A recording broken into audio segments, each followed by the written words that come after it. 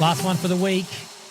Welcome to the Bible Wait. What? Oh, that were different. Yeah. Different tones. I tried changing it a little bit. You tried harmonising. I did. That was a very different tone, that one. Hey, great to be with you for the final week. Welcome, Adrian, back again for Romans 13 today. Yes, and we had some chats, and I mean it's only a fairly short chapter. Fairly short, but it's still a goodie. Yeah, there's still some good stuff in here. He kind of changes tack a little bit. He spent the last few chapters talking about interactions in the church, and now he's going to talk to them almost as like he's going, right, I've dealt with the fact that you're all different. Now I'm going to actually get you to start to think of yourself like a body, like he talked about at the end of 12. Therefore, how are you going to interact with the world out there? I've just told you that you're not to be like the world, start of Romans 12. Don't conform to the image of the pattern of this world. Don't be like them. And I could just see a few Christians going, okay, well, that means that I don't really have to interact with the world at all, or I'm better than the world, because those people out there, those are people in authority in the world, they're the evil ones, which would be human nature. And it's actually probably the whole collective church doing the thing that the Jews and the Gentiles got to, absolutely. where they start to think they're better than the world or more deserving than the world. Yep. And Paul's going to bring some balance to that and talk about respecting authority, isn't he? Yeah, absolutely. It's like layers. It's like layers. It's like layers, but it's dealing with the human sin problem. Absolutely. Each time they're like, oh, so we've dealt with the Gentiles, so now we're all buddy. But we don't need to worry about the people everywhere, like the non-Christians. We don't need to worry about. It's like, oh well, you're falling back into it again. No, you need to include them. You need to widen it one more time. Exactly. Keep going. God's salvation is for all peoples. Remember, that's what he's trying to say to them. Yep. Don't you guys now, you might be sort out your own Jewish Gentile problems, but don't start to think that you've got it all together and those evil people in the world out there. So he's trying to bring them back. He's talking about respecting authority. Yeah, so kick us off and we'll see where it goes. Awesome. Cool. All right. Romans chapter 13. Submission to governing authorities. Let everyone be subject to the governing authorities, for there is no authority except that which God has established.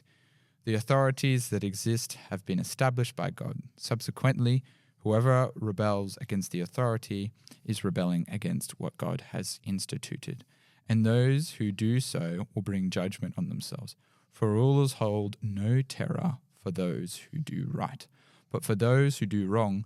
Do you want to be free from fear of the one in authority? Then do what is right, and you will be commended. For the one in authority is God's servant for your good. But if you do wrong, be afraid, for rulers do not bear the sword for no reason. They are God's servants, agents of wrath, to bring punishment on the wrongdoer. Therefore, it is necessary to submit to the authorities, not only because of possible punishment, that also as a matter of conscience. Oh, whoops. Did I read that weirdly? I think you read it right. Okay. This is also why you pay taxes. For the authorities are God's servants who give their full time to governing. Give to everyone what you owe them. If you owe taxes, pay taxes. If revenue, then revenue. If respect, then respect. If honor, then honor. Love fulfills the law. Let no debt remain outstanding except the continuing debt to love one another. For whoever loves others has fulfilled the law.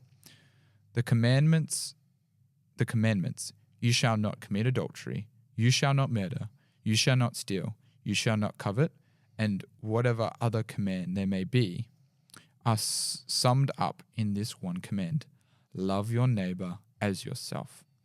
Love does no harm to a neighbor. Therefore, love is the fulfillment of the law. Day is near. And do this. Understand the present time. The hour has already come for you to wake up from your slumber, because your salvation is nearer now than when we first believed. The night is nearly over. The day is almost here. So let us put aside the deeds of darkness and put on the armor of light. Let us behave decently, as in the daytime, not carousing and drunkenness, not in sexual immorality and debauchery, not in dissension,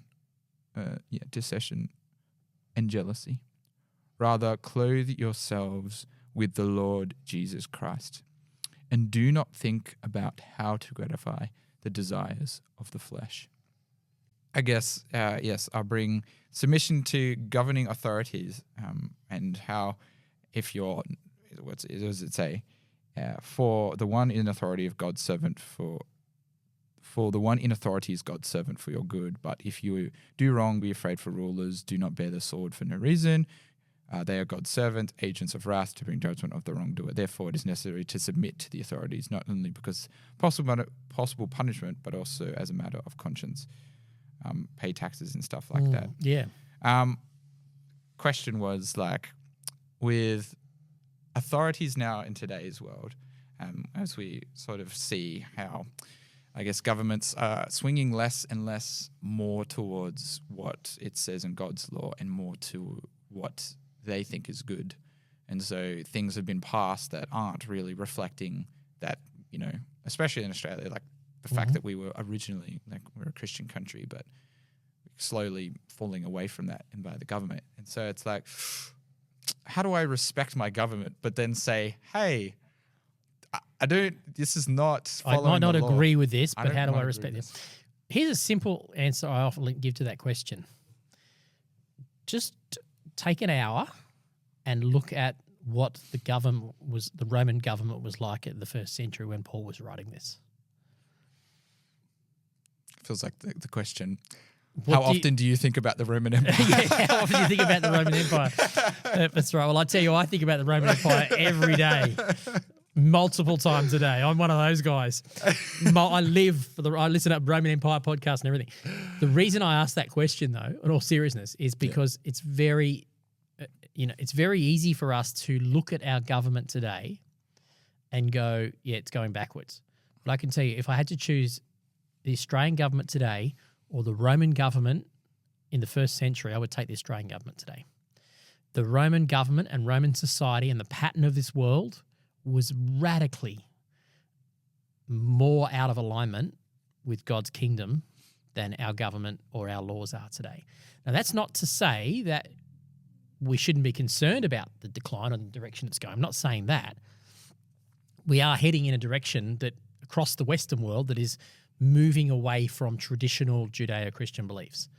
But let's just not make sure we don't get to the point where we go, it's really hard. Because if Paul can tell a bunch of Christians in Rome when literally the emperor is burning the city down around them and kicking them out and burning them at the stake to submit to the authorities, then maybe we need to be careful about not being too quick to diss the government and say we're not going to have a part in us. So the question then is, what do we do with that when we see our government doing things or saying things that aren't in line with the gospel? And I think that boils down to the conscience issue of every human, every Christian. I think we have different conscience issues there about what we do and don't say. And the Christian media will tell you there's a whole lot of hot topics that you need to talk about. There are lots of things that are also Christian principles that don't reach the Christian media. Things on immigration, things like, that you don't often hear them talking about, other than saying we shouldn't let immigrants in here. Well, I personally think I tend to think that's, so I can't hold to, put it this way, I can't look at any side of government and go, I 100% agree or disagree with you. There are things on the conservative side of government, and there are things on the progressive side of government, the Labor side, for instance. I can agree and disagree with things on both sides. So I think the question for myself here is in this context is make sure that I don't go around dissing authority. There are only a handful of times when I would think that I would be forced to morally, ethically stand up against the government. So if the government tells me that I aren't allowed to be a Christian, I'm not allowed to be a Christian, for instance, right? I would say at that point, well, you can't really control me. I'm going to be a Christian anyway. If the government says we can't meet together, now, Christians took this too far during COVID and said the government was telling us we couldn't meet together. I don't think that's what the government's talking about in this context. I don't think that's personally where it is, although other Christians would disagree with me.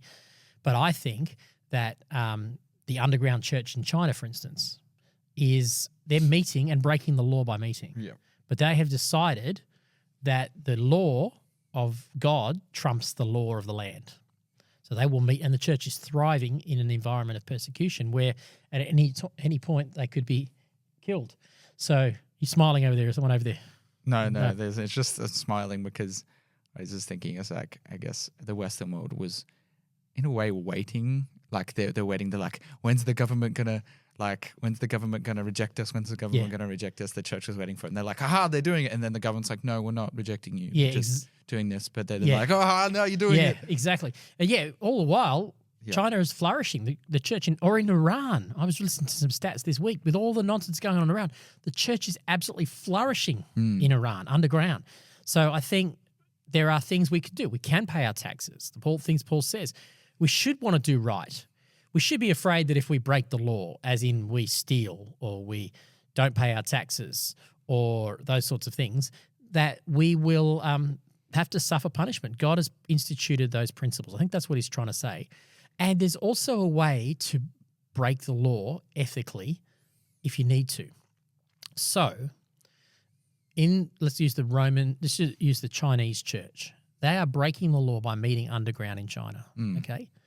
Now, if the government find out about that and break into one of their underground house churches, would it be right for those Christians to capture the government authorities and hold them captive and even shoot some of them if you wanted to go super extreme, because they go, no, we're holding on to God's law, which is greater than your law.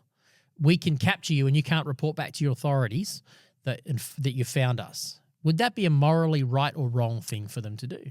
I'd say wrong. I'd say wrong too, because I'd say it fits back into Romans 13 here. I think that is not accepting the law. So if I'm going to be a lawbreaker because I'm holding to a higher truth, I think I still need to be willing to submit myself to the authority of the law, the consequences of the law. The consequences, saying I'm not going to stop worshiping, but I'm not saying I'm not going to take the consequences. Being like, I did, like, that's fair. This is what it. So I'm. And this is how the church has worked throughout history. It's called martyrdom. It's a horrible thing, but Christians who were willing to give up their lives as a protest against the wrongness of the government's laws actually has had the effect of turning people towards Jesus. I mean, Jesus did it himself. He surrendered himself to death that he didn't deserve, and he's called Christians to do that. The famous American civil rights movement, you're way too young to know. I'm too young to know about it. It was before I was born. But, with Martin Luther King and everything, it started with a lady called Rosa Parks, an African-American lady, on a bus, sitting in a seat that she was allowed to sit in it, but according to the law, if a white person came along and wanted to sit in that seat, she had to get up. So she decided, I'm not getting up. She didn't rant, she didn't rave, she didn't attack the white person. She just said, I'm not getting up. In the result of that, she was arrested and she was prepared to go through those consequences. But that led to a movement which changed and is continuing to change. We're not there yet. The American civil rights situation. And she did it by being willing to suffer the consequences. So my encouragement to Christians, I think even when we are forced to do things, when we're asked to do things that are against the law of God, we don't have to do them, but we should be willing to suffer the consequences for not doing them. I don't think Christians have a right to shout at others or to fight back against others who are asking us to do something. I think that's a major theological problem that doesn't fit the scripture in my mind. And I don't think it has the result. I honestly don't think shouting and raving is going to have the result. It's just going to do what the Jews and Gentiles hate, it's going to create more distance. But when people in the world start to see Christians suffering for doing good. In fact, Peter, the Apostle Peter actually has a very similar passage in, I think it might be 2 Peter, where he actually talks very much like this passage, and he talks about suffering for doing good. And he says, when you suffer for doing good, God sees it and others see it. Would you say, because I know if you're suffering it's a bit easier to digest because you're like, oh, okay, I can follow God.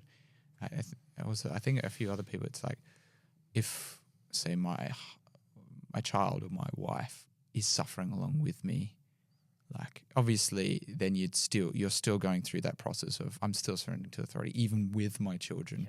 That's hard. Wife. That's like I'm thinking, yeah, that is really hard. Not easy to do. And yet the martyrs in the Colosseum did that. Entire families were burned and fed to the lions, and somehow they managed to do that. And you could argue, well, that seems like they would have been better to give in and protect their children. So there's a moral, ethical question. We're dealing with Christian ethics here.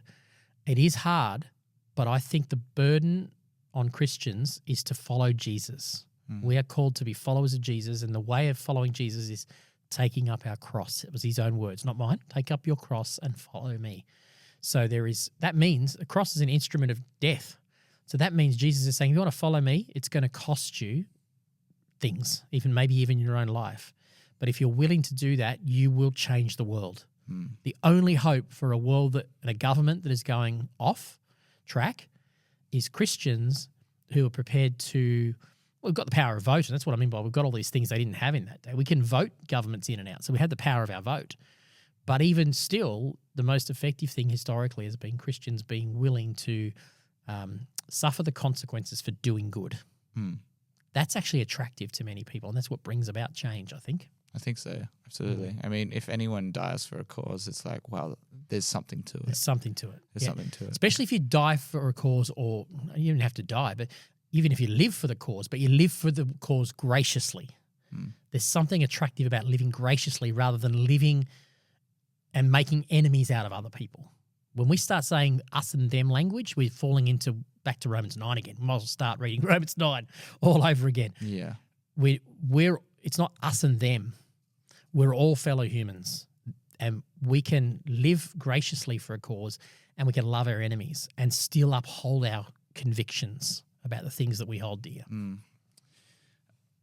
I know something else which I think is a bit more like sort of like warning people. Like I'd warn people like just a thing someone's brought up with me, and I was like, like that affected me emotionally. It's like, oh, well, what happens if you have, let's say, your wife, and then they do terrible things to her? I was like, what's the Christian reaction to that? So let's say your wife was assaulted by somebody else. What's the Christian reaction? Is that what you're saying? Love your enemy. Yeah, like it's more like not soppy love. There has to be grace. There has to be justice. Justice. That was wrong. If I just go, get over it, then I'm not following the justice of God. So there has to be consequences for those actions for wrongdoing, and there needs to be an offer of forgiveness, but that does not mean an exclusion of the consequences. So if someone assaulted a close family member of mine, then I need to call that out as wrong and unjust, and I need to look after the victim first and foremost, look after the vulnerable person and protect them and support them and call out the wrong.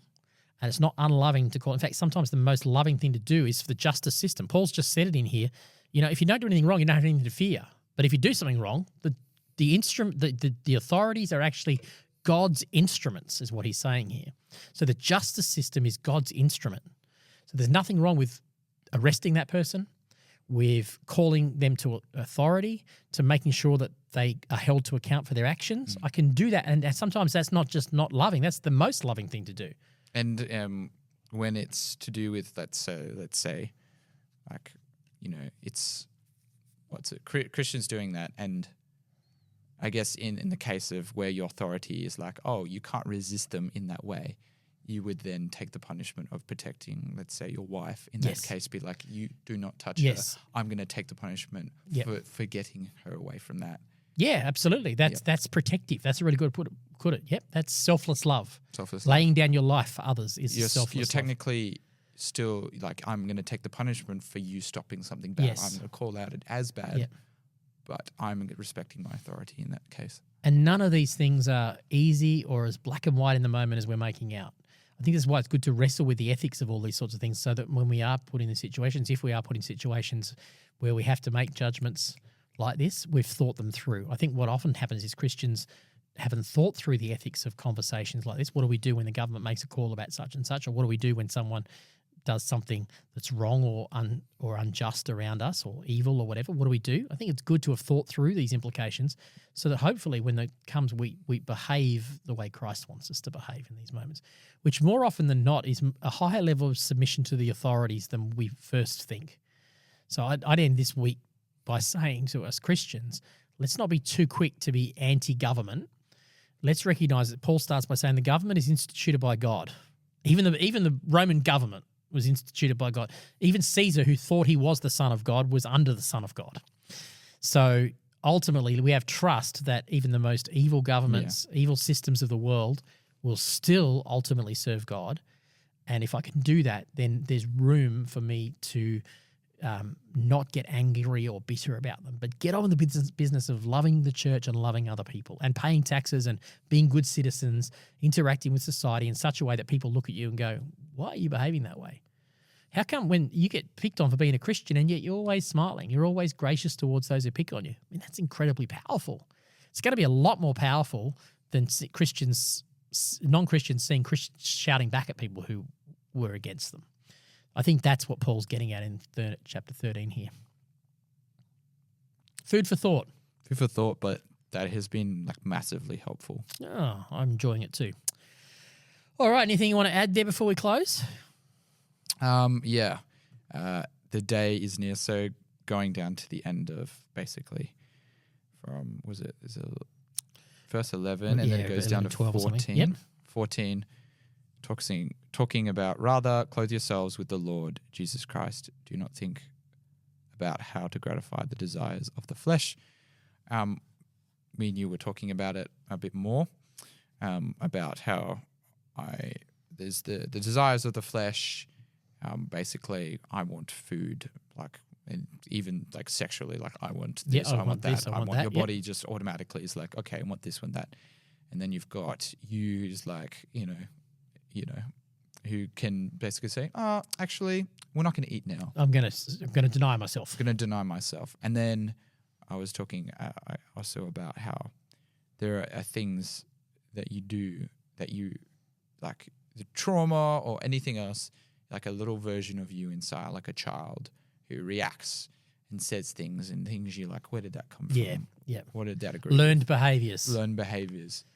Yeah, it's, sort of, you have 3 different entities inside you. And probably many more. More. But there's 3 you've mentioned there, yeah.